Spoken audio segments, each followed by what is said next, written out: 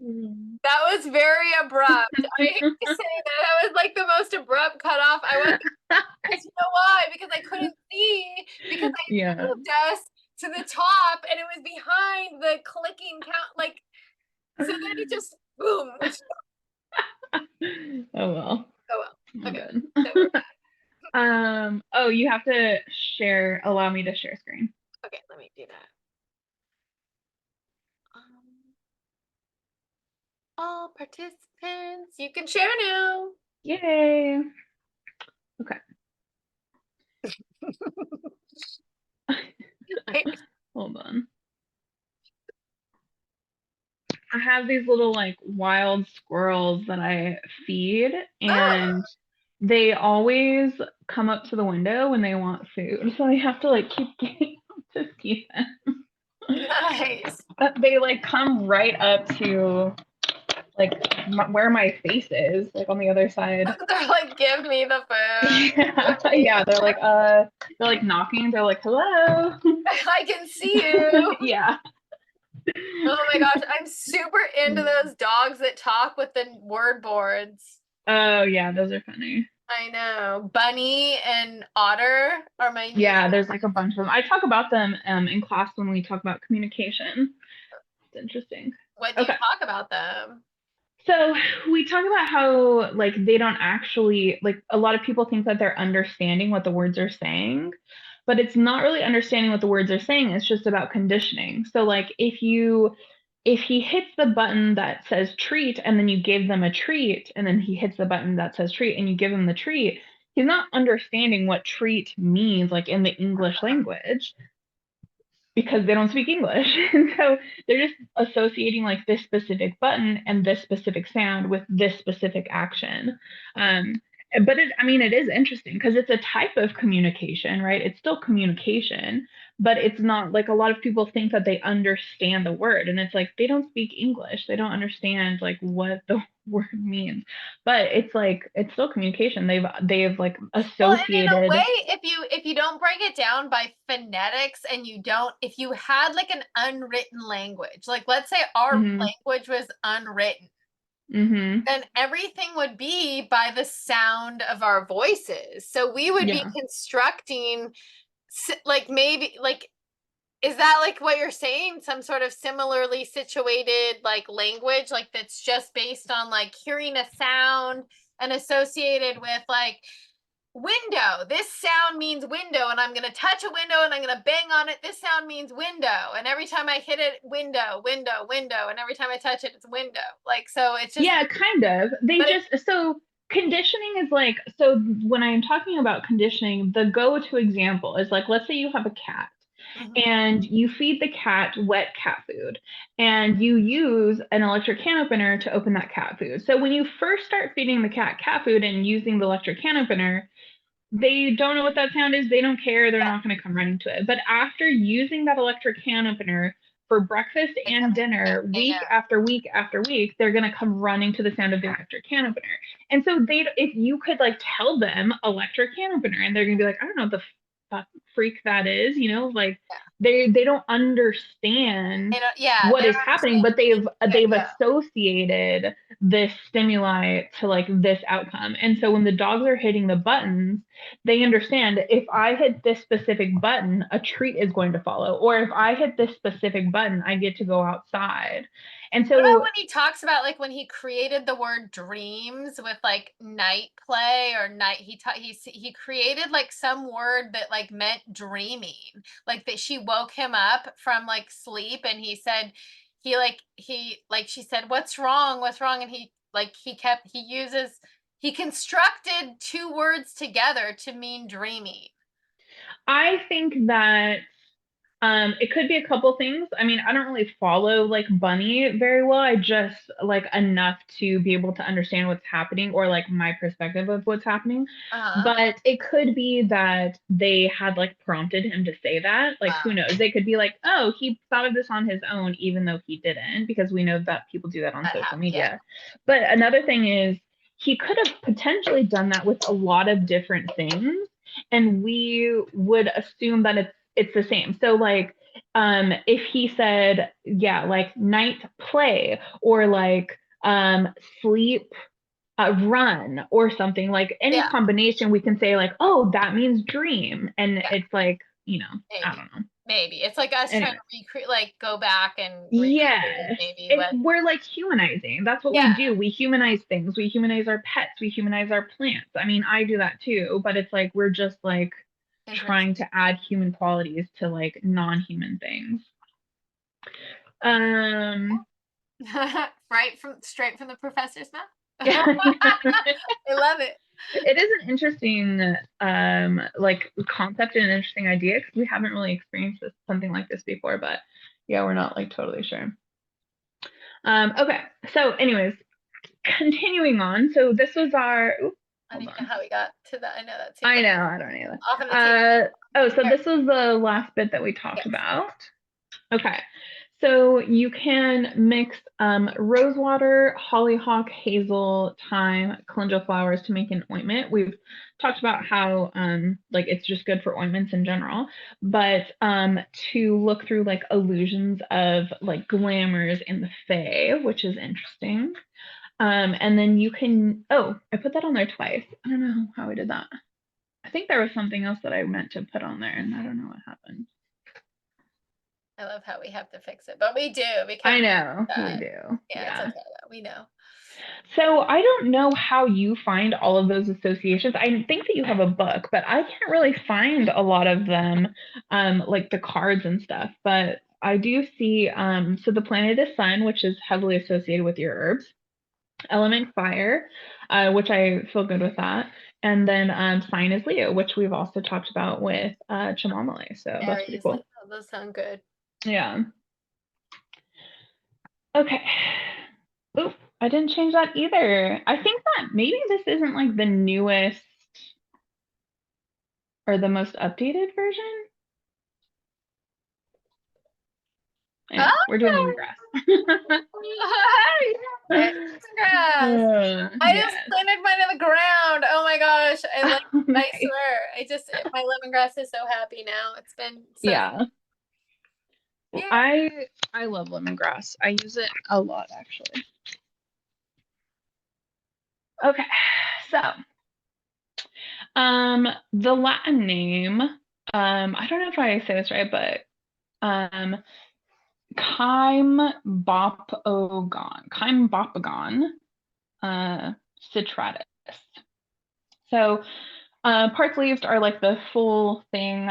So stem and leaves, not usually the root, but like the anything that is above ground typically can be used. So there are some other names. We have Fantglad. I don't know. I probably said that wrong. And I really do think that this is not the most updated version. Let me see something real quick. Maybe it is. I don't know. Okay. Okay. We'll just say that we were unprepared today, or I was unprepared at least. Okay. So then we I was have too because remember I missed it. Like I made a whole so yeah. weird. I swear I like went over this and like fine-tuned everything, but Oh I well. don't know. Yeah. That's cool. So then we have Suripot. It's also known as fever grass and citronella grass. Now, not to be confused with like citronella itself, but it is part of that family. Okay, so it comes from the Greek kymbe, meaning boat, and pogon, meaning beard, because it's like fuzzy, like hairy. Oh. So that's the beard. And Okay. then the boat, just because of like the long stems. So we don't really know where it originated from, but we do know that the Romans, Greeks, and Egyptians all have been using lemongrass for a very, very long time, for centuries and centuries. Now, lemongrass is mostly used in flavoring in like culinary foods and also to flavor like medicines. And then also as an aromatic, so like the smell, right? Because it smells really good. And so because it's an aromatic, it's used often, even still, in soaps and like body washes and things because it has a very like sweet citrus smell.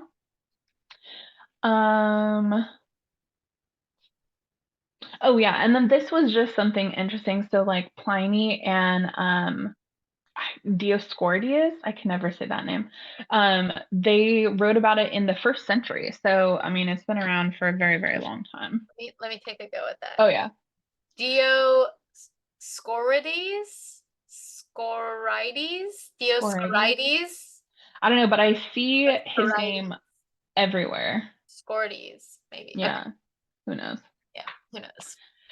And then we also know that there are some palm leaf manuscripts, so manuscripts from India that were written on palm leaf, and those manuscripts were preserved using lemongrass oil, which Oh. is interesting. Yeah, and then the like systematic cultivation and distillation of the essential oil itself began in India in the 1880s. So it had been used a long time before that, but we started seeing like this demand for the essential oil around the 1880s.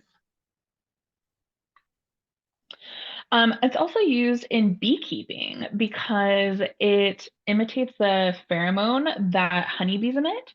And so you can put it near new hives and the bees will swarm to those Oh, hives. Yeah, nice. which is interesting.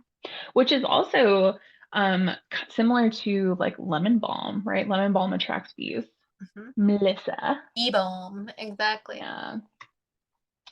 Okay, so antispasmodic, analgesic, anti-inflammatory, antipyretic, diuretic, sedative, emmenagogue, and then wound healing in general. The vulnerary. Vulnerary. Oh, yeah. Sorry, I'm telling Jake that the squirrel's back. So I have this window like right here, and she'll come and put her face right here. A squirrel, exactly. Squirrel. Okay, so it's really good for gastrointestinal spasm. It's a stomach ache, so it's like good if you have a stomach ache. What's the one that you talked about mixing with? Was it chamomile that you were talking about mixing with ginger? That's Was yes. it chamomile? So maybe like if you did chamomile, lemongrass, and ginger for an upset stomach, that That might would be be like a good fabulous. Yeah. combination. Yeah. Hypertension, convulsions, pain and neuralgia, vomiting, cough, ye old rheumatism cure, fever, common cold, and then like exhaustion because it's like uplifting. So I found this recipe for a stimulating tea. So you can put apple bits, either fresh apple bits or dried apple bits, rosemary, lemongrass, lemon balm, or melissa, um, sweet fennel, spearmint, orange peel, rose, marigold, or even calendula, and then cornflower petals, and infusing that. And it's supposed to be like a good kind of uplifting, stimulating infusion. Hmm. And then you can also use the lemongrass externally for like headaches. You can make it into like a paste or a compress, and it's good for headache. You can also use it externally for a stomach ache and abdominal pain, and then like any type of musculoskeletal pain, you can use it externally for. So in Ayurvedic medicine, it's considered to be really powerful. It is considered to have like a neutral effect on the Vata dosha and to help alleviate the Kapha and Pitta dosha. And then it also helps to release if you have too much Pitta energy, because as we talked about before, it encourages like sweating. It's a febrifuge, so it encourages the sweating and therefore the detoxification. Um, so it's good for to help the body's just digestive system and then like respiratory system as well. It's said that if you make it into a massage oil, it's really good with penetrating like the muscles, which is why it's like good for the musculoskeletal system. And then you can add it to like a warm bath or again like a shower. I should call that like shower water. I don't know what it's really called, but like dousing yourself in the shower to help soothe like achy areas and then help eliminate body fluid and toxins. Okay, so it's believed that it can help with like clarity and then help alleviate feelings of like despair or helplessness. And it's just heavily, heavily associated with courage, which is again tied into your earth. Exactly. Um, yeah, and then like moving forward. So I don't know how there's an either, but bypassing obstacles, it's seen as like an obstacle crusher, basically. Oh, that's another one. Exactly. These all have Yeah, very similar kind it's of theme. all very, yeah, it's so interesting that we have such carryover. And then improves concentration, which is directly associated with like the bypassing obstacles and then boosting self-confidence, which is heavily tied to like the yellow of the solar plexus. So it's the primary ingredient of Van Van oil. Now Van Van is a really popular oil that's used. So we'll circle back to that in just a second, but it's also used on its own to help like cleansing, especially of like a house and like for luck. And luck is another weird thing that I feel everything is kind of thrown into like that luck category, like love and luck. And so I don't know, but that's what a lot of places say. So if you feel like stuck or stagnant and you need like clearing, you can use this oil. Now, this is not my recipe. This is a recipe that I found. I looked at a couple places online, but I got this one from like it's called a cookbook, but it's a I don't know. I'll show you the reference. But this What's her is name have to say? huh? What does Erin Rod have to say about Oh it? yeah. I don't know. Let's see, hold on. The Van Van. Yeah. Let's see. Does she have a Van Van recipe in here? She does not. Let's see. Mm. I know. Does she? What? Hold on, wait. And this is for lemongrass. Yeah.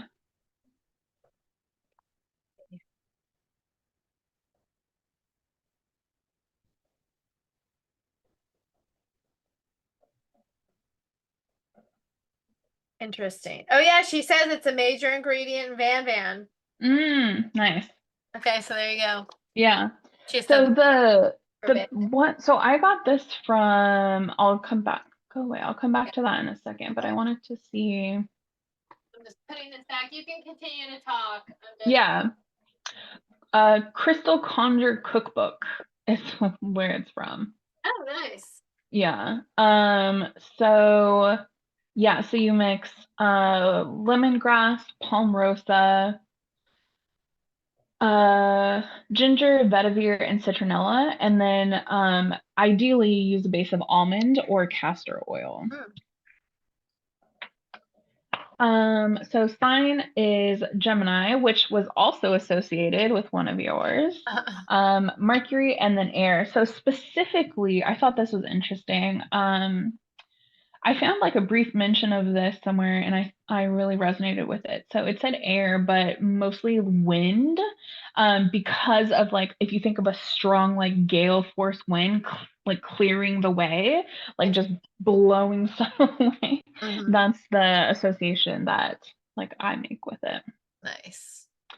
And then that's it. So some references and yeah, Awesome. not too bad. Nice. Very nice. Stop sharing and then we'll Yeah. come back and I'll stop recording. Okay. But I can't when you're There we go. there you go. So we will go back. So the next one we're gonna be going into and I'm gonna stop it and we can talk about it, but Mm. it's going to be the heart chakra next.